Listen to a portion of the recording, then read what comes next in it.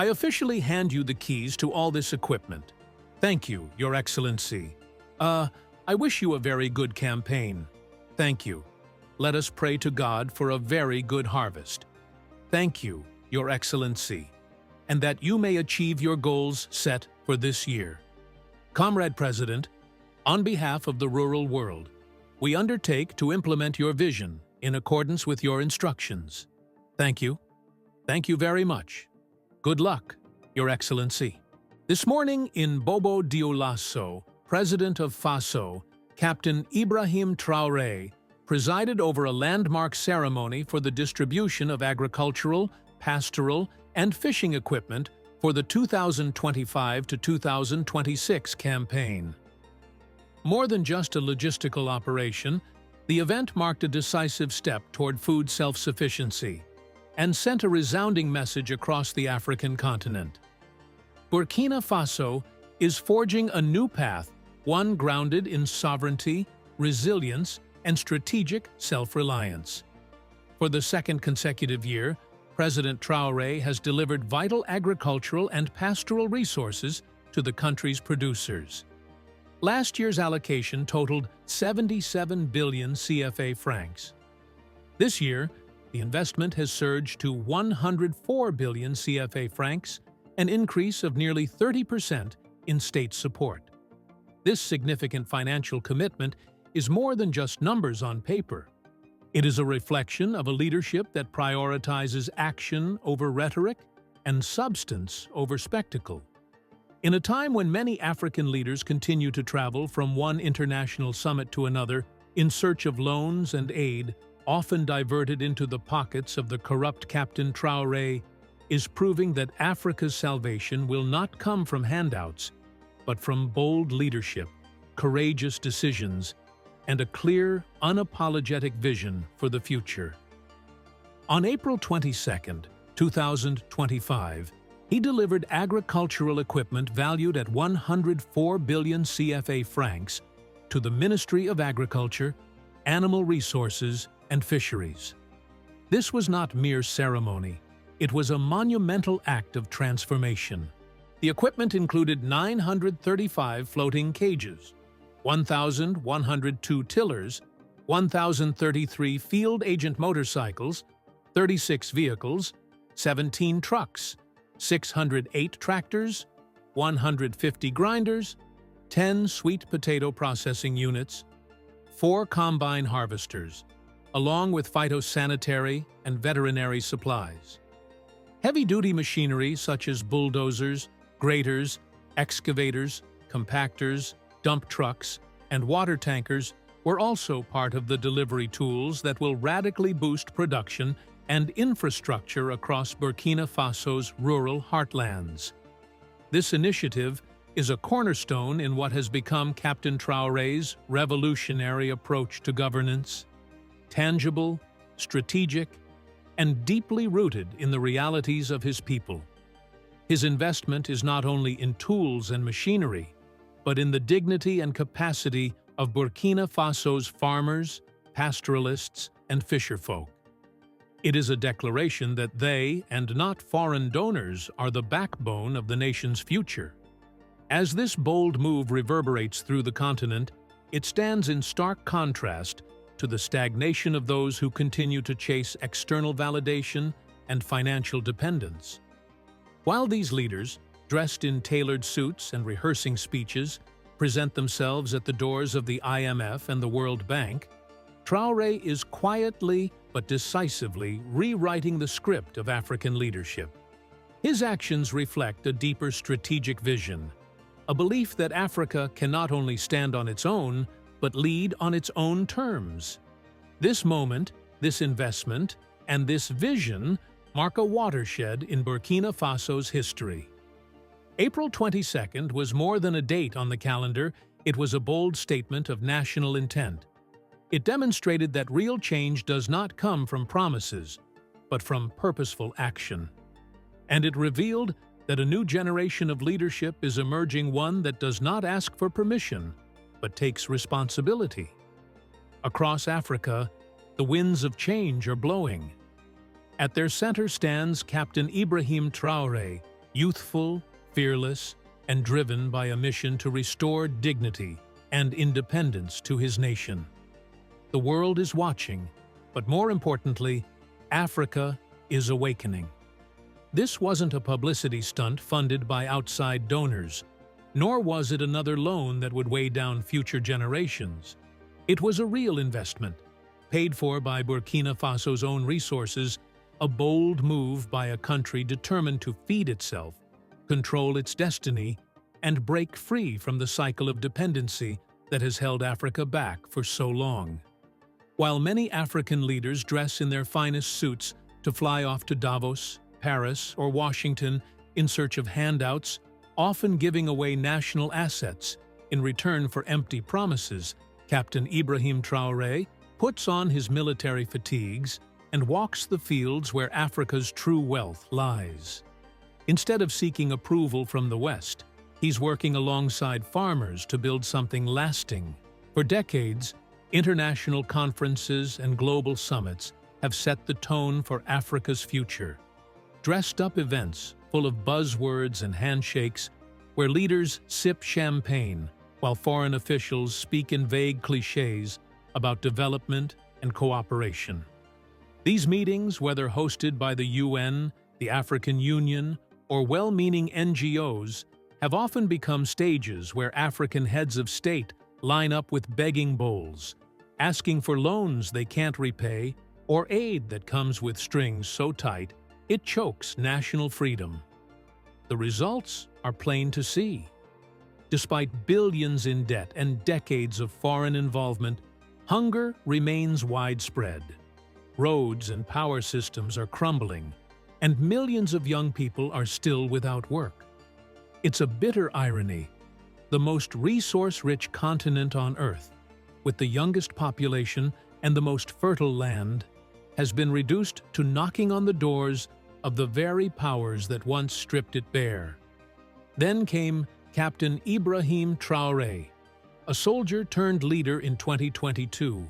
He didn't rise to power to continue the same old cycle, he came to end it.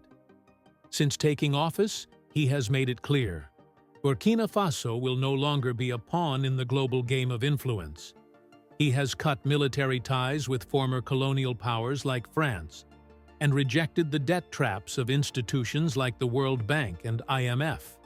Instead, he has turned to the country's own natural wealth, particularly its gold and the strength of its people. His vision is straightforward but transformative: a Burkina Faso that feeds its own people, protects its own borders, and stands proudly on its own 2 feet. The recent delivery of farming and livestock equipment is a major leap toward that goal, a move that has forced many African leaders to face their own inaction. This year's investment, 104 billion CFA francs, is more than just a line item in the budget. It's a statement. Agriculture employs over 60% of Africa's population. It's the backbone of rural life and a key to food security and economic independence. Yet, for years, many African governments have turned their backs on this vital sector, focusing instead on flashy infrastructure projects or extractive industries that mostly benefit foreign corporations. Traore sees things differently. He knows that real power is in the soil. Under his agricultural productivity initiative and what he calls the agro-pastoral assault, the equipment being delivered funded entirely by Burkina Faso's own revenue is aimed at expanding irrigation, boosting grain production, and turning the country into a regional breadbasket for the Sahel. And the results are already coming in. In 2024, Burkina Faso recorded nearly 6 million tons of cereal production, a record thanks to consistent government support for farmers, including tools, seeds, and fertilizer. With this new wave of equipment, the country is ready to go even further. Bulldozers will open new land, excavators will shape the terrain, graders will smooth fields, and compactors will firm up the ground. Water tankers and sanitation vehicles will ensure that even the most remote farming areas are not left behind. This is more than a shipment of machines. This is an investment in the people, in their dignity, and in a better future. Now compare that to what some other African leaders were doing at the same time.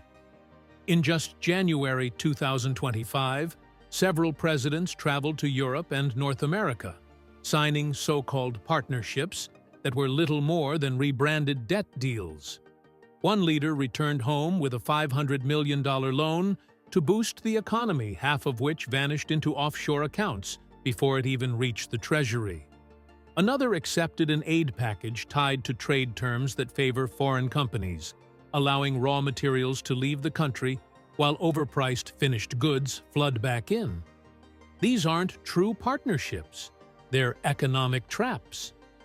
And yet, these same leaders return home smiling, proud of deals that leave their countries poorer and more dependent than before. But not Traore. He is taking a different road, one grounded in self-respect, local strength, and the belief that Africans can and must shape their own destiny.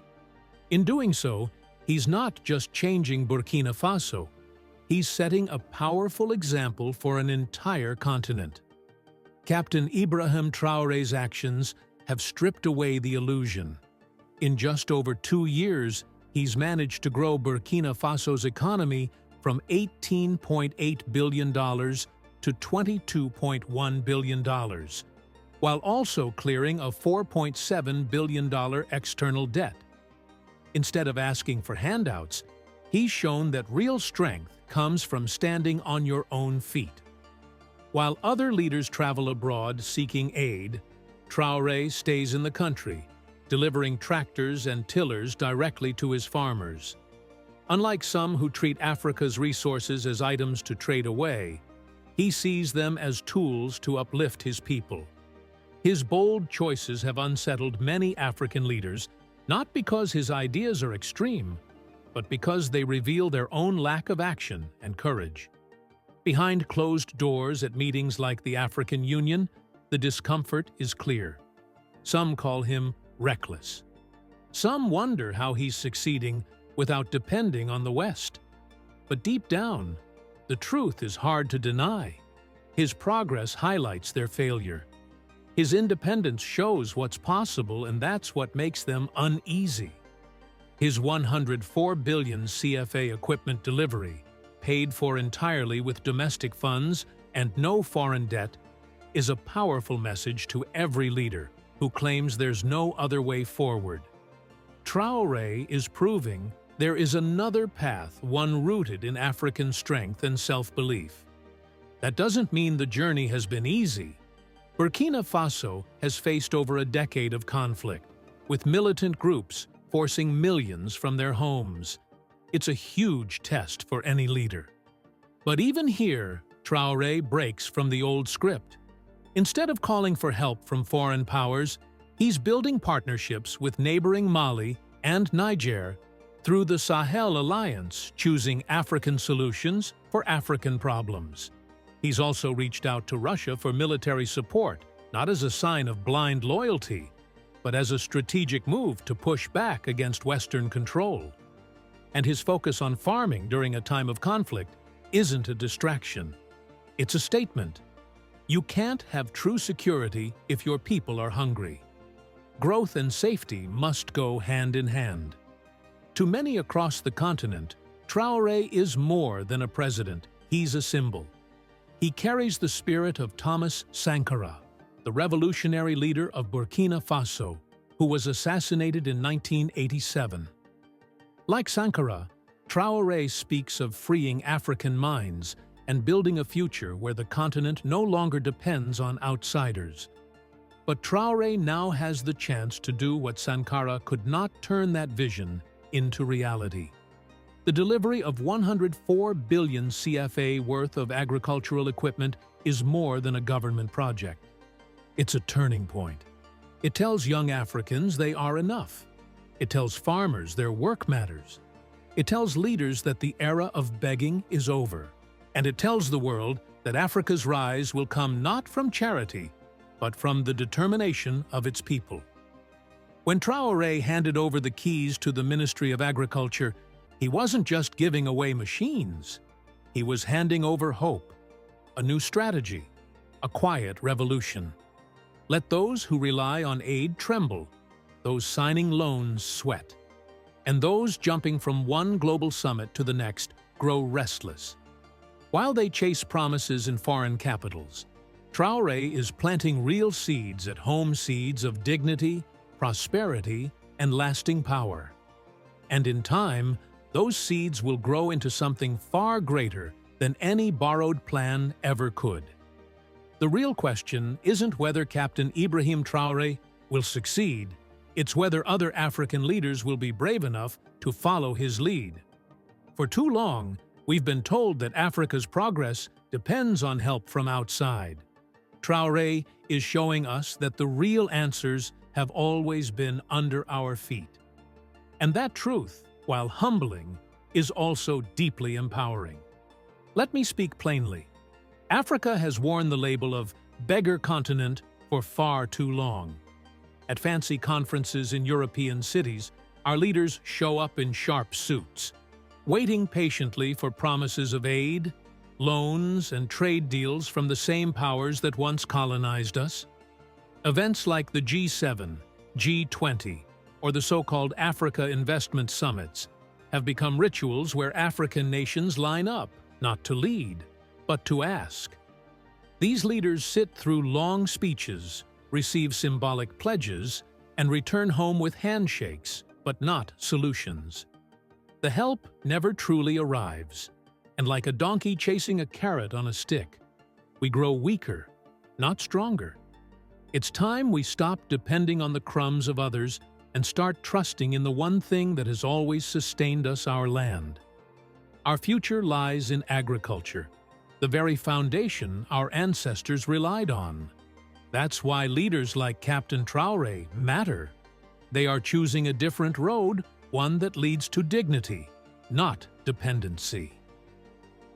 On April 22, 2025, Traore took a bold step by handing over a massive package of farming tools and machines to Burkina Faso's Ministry of Agriculture, Animal Resources, and Fisheries. Worth more than 104 billion CFA francs, around 179 million US dollars, this investment includes tractors, plows, irrigation equipment, and more. It's designed to help local farmers grow enough food to feed the nation and reduce reliance on imported goods or foreign support. During the official handover in Bobo-Dioulasso, Traore made it clear: agriculture must be at the center of Africa's development. He didn't speak in vague promises, he acted. His message was simple but powerful. Real independence begins when we can feed ourselves. Now, compare this bold move to the tired routine of African leaders flying off to Western capitals, begging for money from the IMF or World Bank.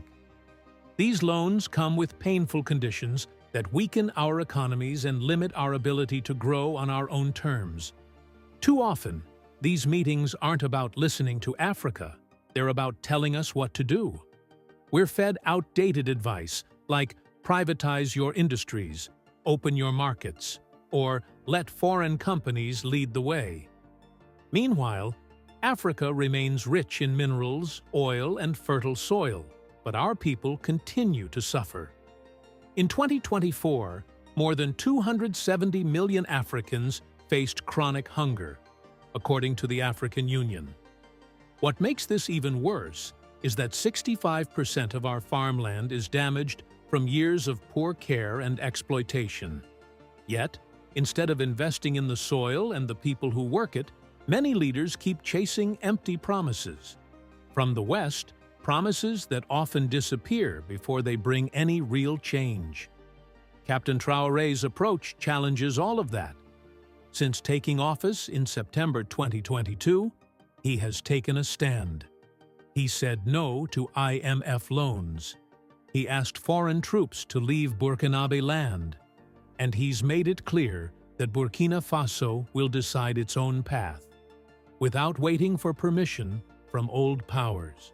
At just 37 years old, Traore is doing what many thought impossible. putting Africa first. His example reminds us that change won't come from outside, and it won't come from borrowed ideas. It will come from leaders who believe in their people, their land, and their right to shape their own destiny. Captain Ibrahim Traore has turned his focus inward, realizing that real wealth lies in the land his people work every day.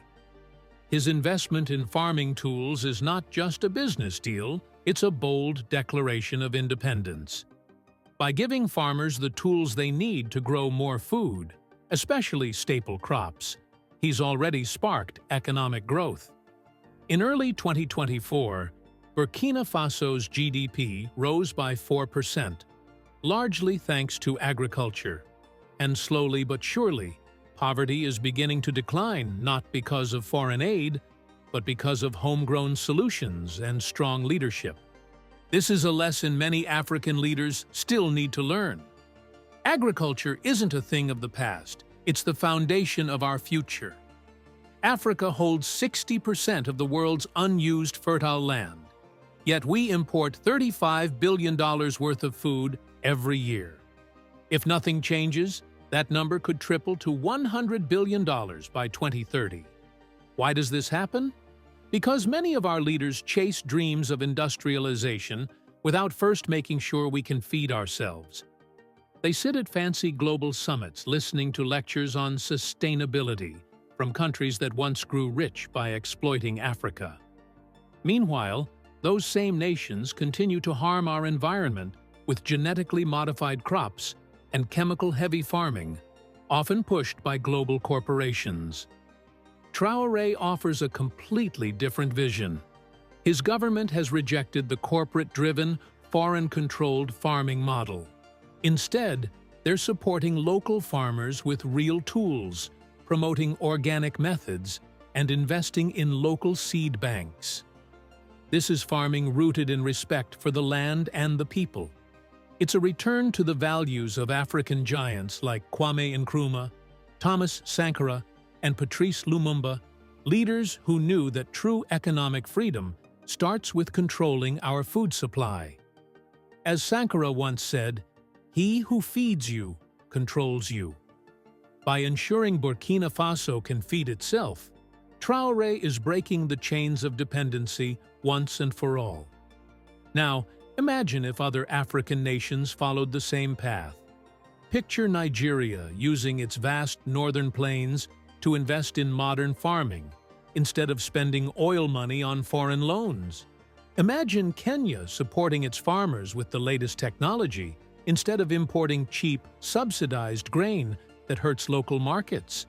Or Zimbabwe, once the food basket of southern Africa, reclaiming its former strength by focusing on resilience rather than defeat. The possibilities are endless. But for this to happen, Africa needs to shift its mindset from dependency to determination, from foreign summits to the soil beneath our feet.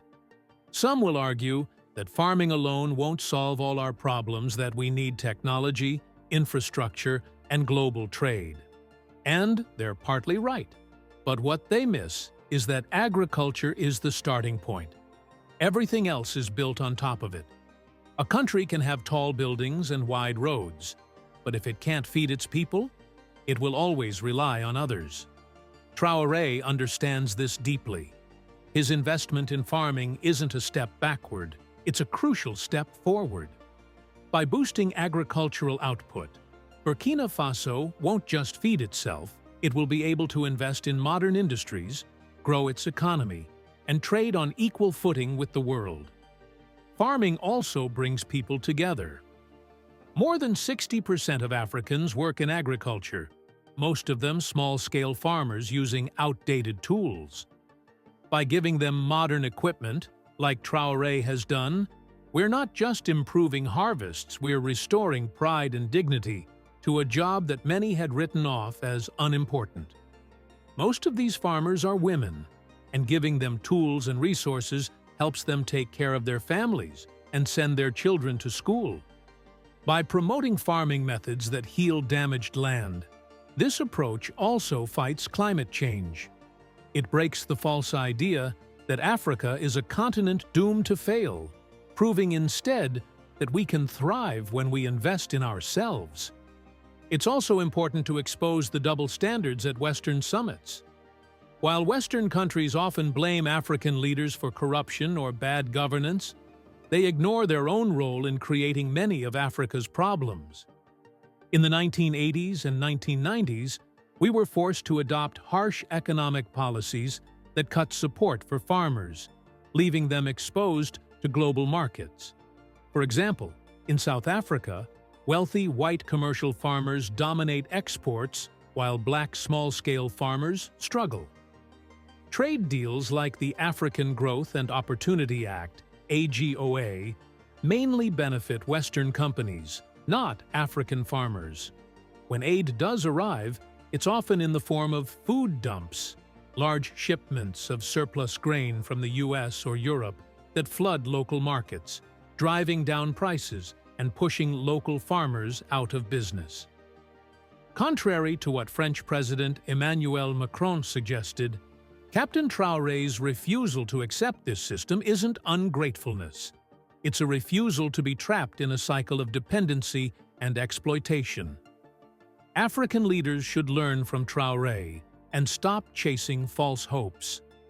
The focus of the upcoming African Union Conference should not be on drafting more requests for aid. Instead, it should be about investing billions in agriculture, sharing technology, and building a strong network of self-reliant food systems across the continent. At the recent AU Agriculture Conference in Uganda in January 2025, no country met the 2024 goals set by the Malabo Declaration. Why? Because we've spent too much time begging and not enough time growing. What matters most is political will, not just the size of a country's economy. Traore's 104 billion CFA franc investment far exceeds many bigger nations' commitments. For those who say Africa lacks resources, remember this. Every year, $50 billion leaves the continent illegally, funneled out by corrupt elites and foreign companies. If even a small part of that money were redirected to farming, we could easily multiply Traore's efforts. Meanwhile, Nigerian farmers struggle without basic tools, even as the government spends $22 billion a year on fuel subsidies and begs the IMF for help. In Ghana, cocoa farmers, who produce 1/5 of the world's supply, live in poverty. The problem isn't money, it's vision. Now that Africa is back in the global spotlight, its youth, its resources, and its future recognized as essential, it must speak with a voice that cannot be ignored. The only question left is this: will Africa lead or be led? Will it reclaim what is rightfully its own, or let history repeat itself? The answer must come from within, because this is Africa's story now, and it's only just beginning. Share your thoughts in the comments below. Be honest, be bold. Your voice matters in this conversation. If these are the kinds of discussions that get you excited, don't just sit back, get involved. Subscribe to our channel. Let's educate, question, and challenge the narrative we've been given for so long. Together, let's make sure Africa doesn't just follow the world's path, but forges its own. Thanks for watching. See you in the next video.